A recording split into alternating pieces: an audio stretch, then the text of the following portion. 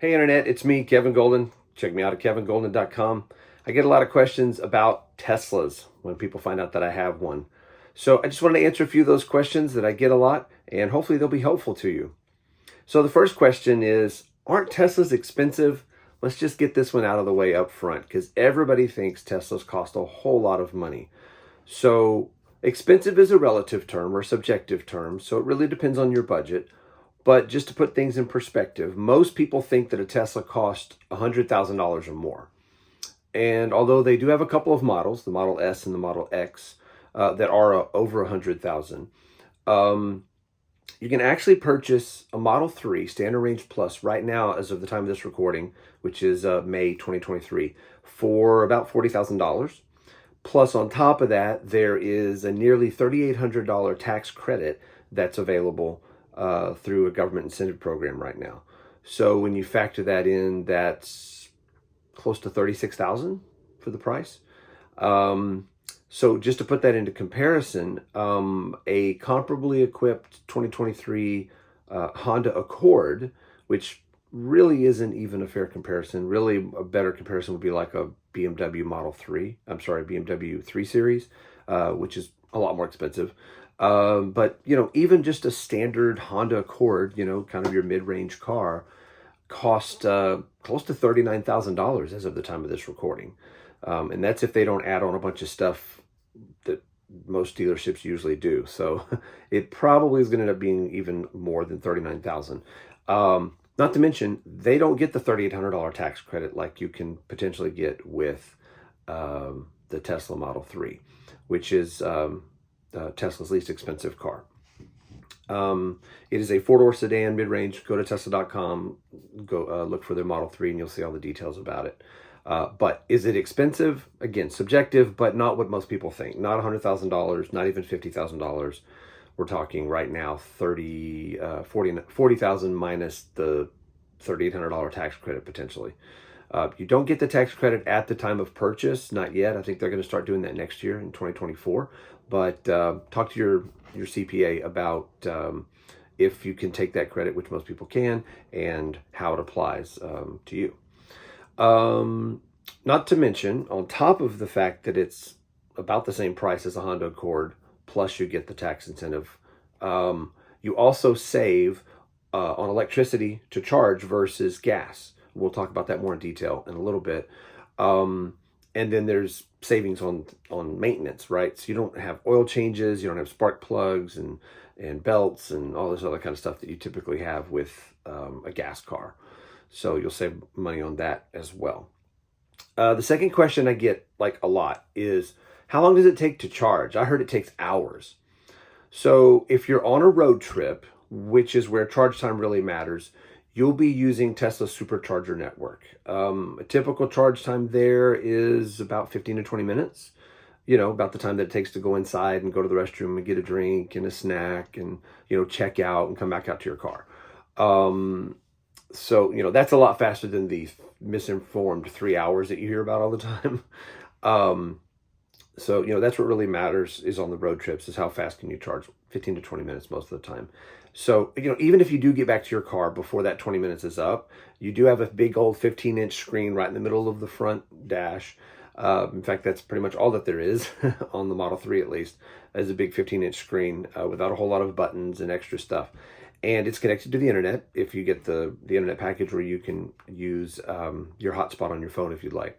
The internet package, I think, is like $10 a month for unlimited data built right into the car. So if you get back to the car and you got time left over on the charge after you've gone to the restroom and got your snack and your drink and checked out and walked back to the car, and you still got some time with the built-in internet and the 15-inch screen and the built-in Netflix and Hulu and YouTube and, some other things that are available, not to mention the arcade system that's built in there, there's plenty to do to wait out that last few minutes. Personally, I think it's a lot of fun. It kind of helps you relax a little bit and, slow down. You're on a road trip. Enjoy yourself. But, most of the time when you get back to the car, it's already charged or pretty close to it. So, but it is there. If you do have some charge time left, you can always play some games or stream some video on the internet. And if you're wondering, yes, you can pair your Bluetooth controller to the Tesla so you can play those games in the arcade. Be sure and Google that because some work and some don't.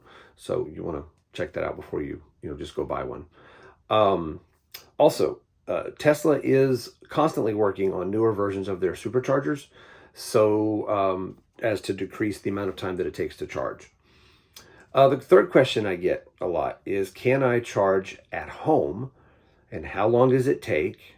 And how much more is your electric bill if I'm going to charge at home? So, and also, don't I have to install a charger at the house? Don't I have to pay somebody to come out and install a charger at my house if I'm going to do that?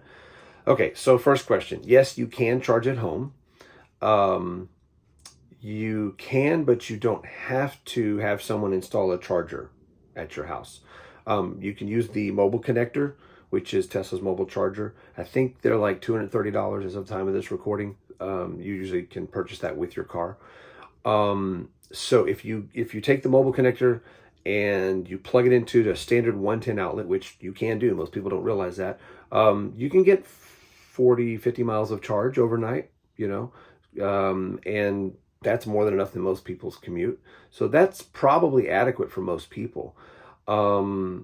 So if you need to get faster charging than that, say you've got a longer commute and you need more than 40 to 50 miles of charge overnight, the Tesla mobile connector that I mentioned earlier does now include the NEMA 1450 connector. And if you need to, you can pay an electrician to come out and install a 1450 outlet in your garage. If you haven't seen one of these before, it's about that big. If you ever go to an RV park and you see those big round plugs with the 4 different holes in it, that's going to be a NEMA 1450. So you can have one of those installed. It runs anywhere from $400 to $900 depending on how far that outlet is from your breaker box. But you can have those put in if you just need more than that 40 to 50 miles of overnight charge. Also, with that 1450 side note connector that comes with the mobile connector, you can stop at an RV park and charge if you need to. If you're just way out in the boondocks and you're nowhere near a supercharger, which is rare. I mean, you're almost always within range of a supercharger anywhere in the United States and in most places in Europe, I think now. So it's going to be rare, but as a backup, you've always got that as an option. You could pull off to an RV park and plug in there and charge. So that's going to get you more like 25 to 30 miles of charge for every hour that it's plugged in. Most people go, wow, it takes 2 to 3 hours, or it takes an hour just to get 25 miles of charge. Well, that's at home, not on a road trip. And you're not probably going to be needing to charge fast at home. And pretty much you come home, you plug in just like you would your phone at night. And when you wake up the next morning, the car's ready to go. So that's really convenient. It's so much better than having to go to the gas station, believe me.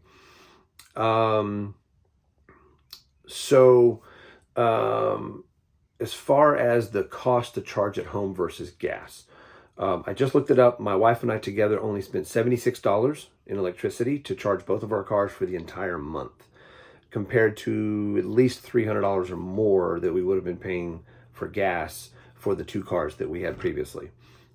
So yeah, big savings there. Even if you use the supercharger network to quote fill up, runs you anywhere from $15 to $25 depending on how much of a charge you had to get and what part of the country you're in, but still going to be less than filling up on gas most likely. Speaking of charging, I get this question a lot. How many miles can you get on a full charge? My wife and I have the Tesla Model 3 Standard Range Plus models. This is Tesla's car with the least amount of range. And a 2023 Model 3 Standard Range Plus right now is rated at 272 miles of range on a full charge. 272 miles. So way more than enough for daily commuting and getting around town for even multiple days of the week without having to, charge up again. And as far as road trips, it's more than enough to get you to the next Tesla supercharger. Now, the 272, of course, is an EPA estimated range. Your miles will vary depending on how much you use the AC or the heater, headwind versus tailwind, how fast you're driving, etc. But just like in a gas car, all those things can impact your mileage. But again, it's more than enough for a daily commute, and you probably won't even have to charge for 2, 3, 4 days as far as that. And then on road trips, it's more than enough to get you to the next supercharger. So, give you a quick example. You can go from, say, Houston, Texas to Dallas, Texas, which is anywhere from 3.5 to 4 hours, and you can easily make it with one stop, which most people need anyway, because they need to get out and stretch their legs and go to the restroom and get a drink and all of that. So, that's not a big deal. I mean, I guess technically with 272 miles of range, you could, if you drove under 65 and you didn't crank up the AC or the heater, you might be able to get all the way from Houston to Dallas on a single charge, actually. But like I said, most people, they're going to want to stop at least once in that 4-hour drive.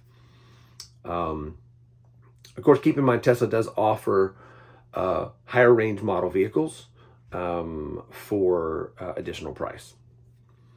The next question I get a lot: do Teslas really drive themselves? Every Tesla does come standard with something called autopilot. This is essentially cruise control on steroids. It will maintain the speed limit plus 5 miles over if you choose. It'll match the speed of the car in front of you up to that limit, that speed limit, and then it'll stay in the lane that you're currently driving in. Other car makers have something called lane keeping, but they usually disengage if the turn becomes too tight. So like on a freeway or a city street, if it's turning more than a few degrees, a lot of times those systems will just say, hey, you have to take over. Tesla's not going to do that. It can handle that just fine without any issues. Autopilot, however, will not stop at stop signs or stoplights, make turns from one street onto the next, navigate freeways from one freeway to another, enter or exit the freeway, or make lane changes. For all of those, you're going to need to have Tesla's full self-driving package. This is available for an upfront cost at about $15,000 right now if you do it at the time of purchase of your car. As of the time of this recording, they're always changing the price. Or you can do a $200 per month subscription to get this. And it's month to month, so you can cancel anytime with the $200 per month subscription. It is currently in beta, which basically means it's in a testing phase. And it requires driver attention and the occasional light tug on the steering wheel to let the car know that you're there. You basically just kind of give it a little bit of a turn, and it says, okay, I know you're paying attention.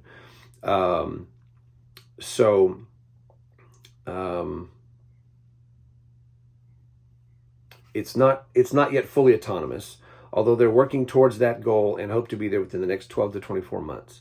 It's getting really good, but it has some edge cases still to be worked out. So check my channel or profile to watch my videos of testing the full self-driving beta to see it in action. The next question I get, or a thing that I hear a lot is, I've heard it cost a lot of money to replace the batteries. So in actuality, Tesla's batteries are warranted by Tesla up to 8 years or 100,000 miles, whichever comes first. And typically, according to most of their research, they last anywhere from 300 to 500,000 miles with just a little degradation of the battery over that time period. Even if you have to replace the battery after 100,000 miles, which would be rare until you get to like 200, 300,000 plus. But even if you did, it would only run you about $8,000 to $10,000. Now that sounds like a lot of money, but if you would essentially be getting a brand new car for $8,000 to $10,000, because that's about the only thing that really kind of costs a lot and needs to be replaced after a long period of time. I mean, there's no transmission, there's no belts, there's no spark plugs, all the usual stuff that's in a gas car. You don't have to replace all that kind of stuff because they don't exist in a Tesla. So, maintenance comparatively for Teslas over gas cars is really, really low. So that's not one that I would really worry about. There's a lot more that we could cover, but these are the main questions I'm asked. And I want to point out that because Tesla does not advertise, not to mention the current climate of political division, there's no real incentive for mainstream media outlets to speak well of Tesla. Much of what you've likely heard in the media is straight up disinformation and outright lies. So do the research yourself, talk to a Tesla owner, get to the truth, and then make an informed decision for yourself. Because most of what you've heard about Tesla is probably not accurate. Anyway, thanks for watching. Like this video, follow or subscribe for more content like this and other fun topics. And I'll see you real soon, pal. Bye-bye.